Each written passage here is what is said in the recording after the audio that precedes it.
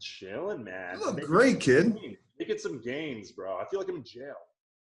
So, question for you. Right off the bat, I know you got a home gym. Mm-hmm. So you're getting some stuff in. What are you doing different on your nutrition? Eating as much I've been eating when I had a real gym. So I think that's the number one thing. Everyone's like, yo, I'm gonna lose my gains. Listen, the only way you're gonna lose your gains is if you stop eating and training. That's the only way.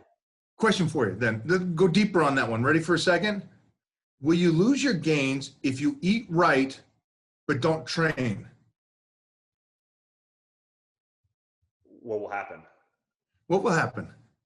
If you eat right or don't train. If you eat right, dude.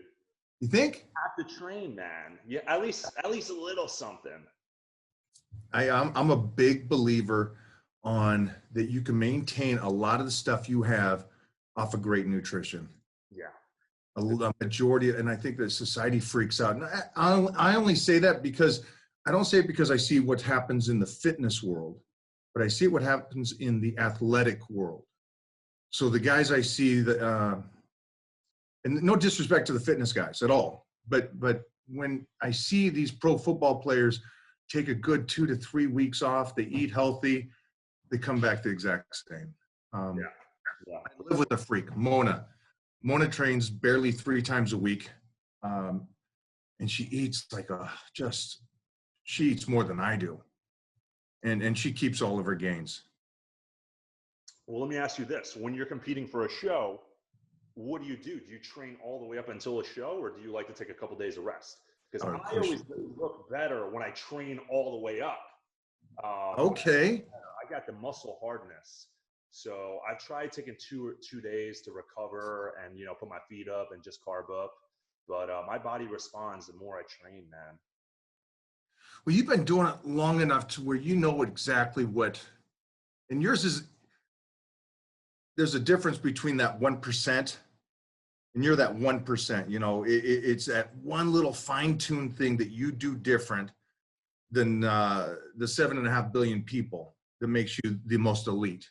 Mm-hmm. So if it's not taking 2 days off before the show and carbon up relative to training into the show, I mean, how much of that is mental that makes you even feel better that you're doing it? Mm-hmm. And so that's another reason why you're focused like that, or you just know your body so well that works for you. Yeah. Well, look at guys like Dexter. I know Dexter eats 1 or 2 meals going into his show. So that's the rumor, he'll actually respond better by not eating a bunch. But so that's what I hear, man. But anyways, dude, how is everything? I know, bro. I've been seeing you do interviews for months, people asking you the same damn questions. Always asking you the same questions. So I want to get in here. Go, get nasty. Bro, everyone knows you have 500 covers, bro. Everybody knows. Everyone knows you're a big dog guy. We know you're a big dog guy. But I want to tell you, I have a confession to make. Every time I'm speaking to a big company for an endorsement or sponsorship, they always ask me what my goal is. I always throw you in. I'm like, listen, I want to be the Mike O'Hearn of this shit. I want to be around when I'm 30, be relevant. When I'm 40, be relevant. When I'm 50, be relevant. When I'm 60, 70, 80, I want to be that guy, dude. So hats off to you, man. I just had to throw you that accolade, bro. You're the only one who's done it. Really, you only are, man. I truly appreciate that, especially from the small percentage of people that really just give everything to their one passion like you have. And I appreciate that, because I know what you understand the sacrifice and what it takes to do what we do, and to just not just create a physique, but to keep the physique. Mm-hmm. I think the majority of society gets caught up in too much of the other stuff that people talk about, which I don't even talk about. What they don't talk about is the aspect of, I was on stage in 1983, and it's the year 2020, and I'm still on the magazine covers. So, we're talking just on stage 37 years, but lifting 41 years and loving it. And the aspects that I'm most proud of is the fact that I've been able to squat over 500 pounds for 35 years consistent. I haven't been injured. I get a tussle with the strongest men in the world in the gym and beat them on some exercises and lose on some other ones, but at least get into the battle and get into a dogfight. Yeah. And that's something that I was born a gladiator, and I just love this stuff. And just like you said, or I said, that you train up to the show because that appeases you, that you like that. And it does something to you mentally that makes you even better relative to kicking back and taking a couple of days off. And I think there's just something inbred into me that I wake up every morning and I need a battle. Yeah. Well, dude, there's only 365 days in a year, man. You're taking a couple rest days a week. You know, that's already a 50, 100 days, something, man. So it leaves you, what, 200 days to train? So that's why I think it is mental, man. Just knowing I left no stone unturned, as you do, you know. And I know you wake up at like 4 a.m. and you go to the gym super early. That must be a mental thing also. You know, while everyone's sleeping, you're out there grinding. How is Gold's Gym Venice at 4 a.m., bro? 4 a.m. Gold's Gym Venice is epic because it's kind of like it's my house right then. I don't play music. I don't let the music come on until 6:30, till I'm done. I love that time because everybody that's there are absolute savages. I don't care if it's the 65-year-old guy there and he's training at 4 a.m. It's because he's a multi-millionaire businessman on architect and he's got to get out of there by 5 because he's a baller. There's a different breed at 4 a.m. Yeah, we're odd cats, we're crazy, but we love what we do. And I think you and I both understand that training is only foundation work. That isn't our career. That's only 2 hours a day or whatever it is that we train.